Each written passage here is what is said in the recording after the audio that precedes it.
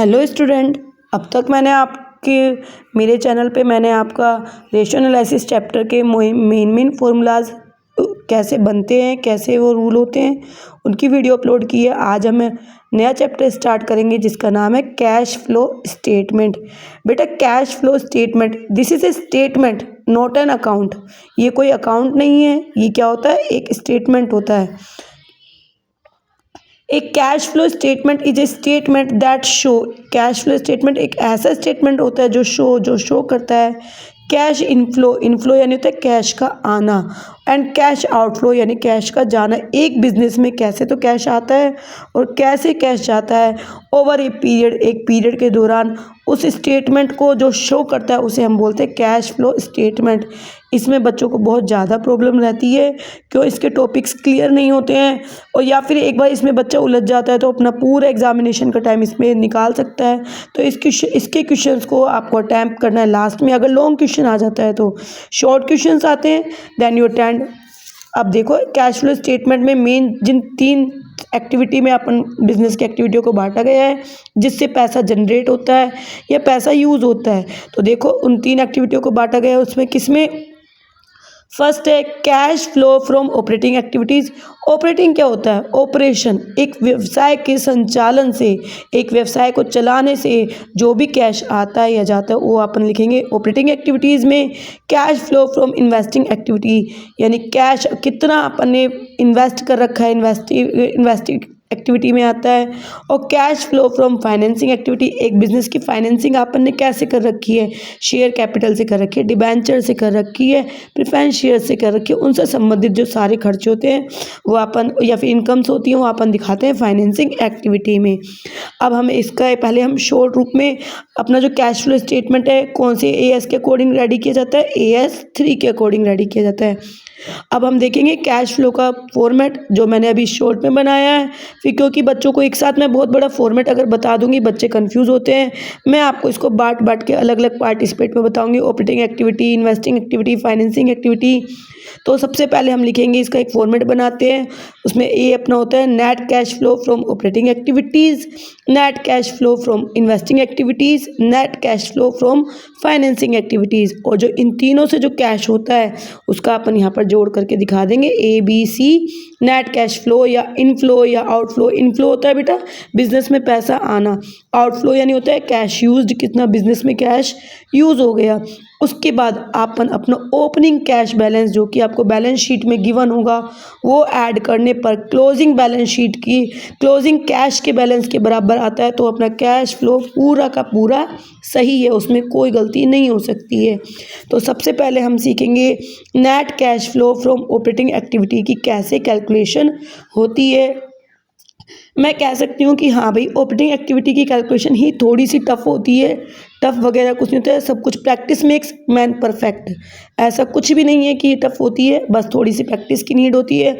Operating activity में actually में खर्चे वगैरह बहुत ज़्यादा हो जाते हैं क्योंकि बिजनेस के ऑपरेशन से संबंधित होता है।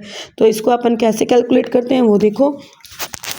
इसमें अपन सबसे पहले लेंगे, इसका फॉर्मेट बना दिया मैंने कि ऑपरेटिंग एक्टिविटी की कैसे कैलकुलेशन होती है।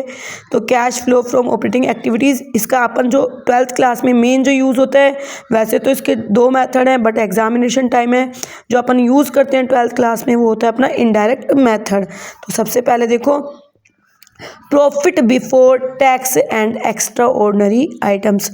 स्टूडेंट्स ध्यान दें, मैंने क्या लिखा है, प्रॉफिट बिफोर टैक्स।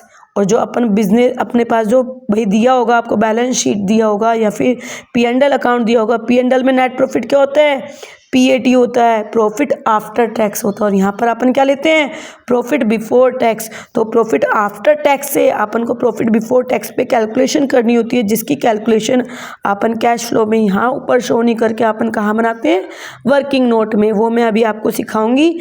उसके बाद जो उसकी कैलकुलेशन हो जाएगा प्रॉफिट बिफोर टैक्स, यानी उसमें अपन टैक्स जोड़ चुके होंगे और एक्स्ट्रा ऑर्डिनरी आइटम्स जोड़ चुके होंगे। फिर वो जो यहाँ पर आएगा उसमें अपन क्या क्या आइटम्स ऐड करते हैं, क्या क्या आइटम्स लेस करते हैं। Non cash and non operating items, ध्यान दो, नॉन कैश आइटम्स यानी ऐसे आइटम्स जिनसे कैश ना तो जनरेट होता है, ना ही यूज़ होता है, ना तो कैश आया बिजनेस में, ना ही कैश गया। ऐसे आइटम्स के ऐड होने के कारण या लेस होने के कारण अपना प्रॉफिट घटा बड़ा दिखता है। उससे क्या होता है, अपना प्रॉफिट और अपना कैश होता है वो मैच नहीं करता है, तो अपन उनका जो चेंज होता है वो कर देते हैं। जैसे डेप्रिसिएशन है, इसके कारण अपना जो प्रॉफिट है वो घटा हुआ दिखेगा क्योंकि एक लॉस से होता है, लेकिन इसका कैश से तो कोई लेना देना नहीं है, ना तो कैश आता है ना कोई कैश जाता है, तो इसके कारण अपना प्रॉफिट घटा हुआ दिखता है। तो अपन इसको ऐड कर देंगे तो अपना प्रॉफिट दिख जाएगा। गुडविल राइट ऑफ होती है, परचेज सेल की बात नहीं कर रही हूँ मैं, केवल राइट ऑफ की बात कर रही हूँ। जो गुडविल राइट ऑफ करते हैं तो सीधी सी बात है उसमें भी ना तो कैश आता है ना जाता है, तो यहाँ पर अपन उसको भी ऐड कर देंगे। Interest on borrowings and debenture, इस पे ध्यान दे बेटा। इंटरेस्ट ये क्या है, ऑपरेटिंग एक्टिविटी का पार्ट नहीं है। अपन इस टाइम क्या पढ़ रहे हैं, cash flow from operating activities. ये इसमें कैश तो आता है या जाता है, इंटरेस्ट पे कर रहे हैं अपन डिबेंचर्स पे, कैश तो जाएगा लेकिन वो फाइनेंसिंग का पार्ट है, जिसके कारण क्या होता है अपना प्रॉफिट घटा हुआ दिख रहा है। तो अपन क्या करेंगे, प्रॉफिट बढ़ा देंगे बेटा, ऐड कर देंगे। Loss on sale of assets, एक एसेट्स को सेल किया गया है तो उसके कारण क्या हो रहा है, अपना लॉस हो रहा है। लॉस हो रहा है तो सीधी सी बात है अपना प्रॉफिट घटा हुआ दिख रहा है, तो इसको भी ऐड कर देंगे। Increase in provision for doubtful debt, जो PFBD होता है अपना प्रोविजन फॉर बैड डेब्ट्स होता है, उसमें जब इंक्रीज होगा तो उससे भी अपना प्रॉफिट, क्योंकि प्रॉफिट में से तो बनाते ही हैं अपना PFBD, अगर वो भी बनाया हुआ है तो वो भी अपन ऐड कर देंगे। तो जो आएगा उसके बाद क्या क्या लेस किया जाता है, जिनके कारण अपनी इनकम बढ़ी हुई दिखती है जबकि एक्चुअल में इनकम कैश नहीं आता है उनमें। जैसे इंटरेस्ट इनकम है, आता है इसमें कैश, लेकिन ये किसका पार्ट है, फाइनेंसिंग का पार्ट है। इसमें बिजनेस में अपन ने फाइनेंस किया हुआ उसके ऊपर इंटरेस्ट आता है, या फिर मान लो अपन ने कोई इन्वेस्टमेंट परचेज किए हुए हैं तो वो इन्वेस्टिंग एक्टिविटी का पार्ट है, ऑपरेटिंग एक्टिविटी का पार्ट नहीं है, तो अपन इसमें से लेस कर देंगे। डिविडेंड इनकम हो गई अपनी, जो कि अपन मान लो प्रेफरेंस शेयर्स डिविडेंड लिए हुए हैं उनके ऊपर डिविडेंड आया है, या इक्विटी शेयर्स के ऊपर आया तो वो डिविडेंड के कारण अपना प्रॉफिट बढ़ा हुआ दिख रहा है, जो कि ऑपरेटिंग एक्टिविटी का पार्ट है। इसमें अपन को क्या देखना है, केवल बिजनेस से कितना कैश आया और कितना कैश गया, तो उसको लेस कर देंगे। कोई एसेट सेल करिए, profit on sale on fixed assets, तो उसको अपन यहाँ पर लेस करके अपने पास ये आ जाएगा। अब क्या है अपने पास, operating profit before working capital change. Working capital क्या होता है, मैं रेशियो एनालिसिस चैप्टर में अच्छे से सिखा चुकी हूँ। करंट असेट्स माइनस में करंट लायबिलिटीज़ को अपन बोलते हैं वर्किंग कैपिटल। तो अपने पास एक ऐसा प्रॉफिट निकल के आ गया जिसमें अपने वर्किंग कैपिटल से संबंधित अभी कोई भी ट्रांजैक्शन नहीं करा है, ऐड या लेस नहीं करा है, तो अभी अपन वो करेंगे। मैंने क्या लिखा है, बिफोर, यानी अभी वो करने बाकी हैं। तो देखो बेटा, अगर आपकी करंट एसेट्स में डिक्रीज हो रहा है, मान लो करंट एसेट्स स्टॉक है, उसकी पहले वैल्यू थी 10,000, अब वो वैल्यू रह गई 5,000, तो सीधी सी बात है स्टॉक बिका होगा, जब भी तो कम वैल्यू का रह गया। तो जब वो स्टॉक कम वैल्यू का रह गया तो अपने पास कैश आया होगा, तो इसलिए अपन इसको ऐड कर देंगे। अब करंट लायबिलिटीज़ में इंक्रीज हुई, मान लो आउटस्टैंडिंग एक्सपेंसेस थे वो अपन को पे करने थे, अपन ने पे नहीं करे, वो उल्टी बढ़ गए, तो अपने पास तो कैश बढ़ा रहा, तो बेटा इसको ऐड कर देंगे।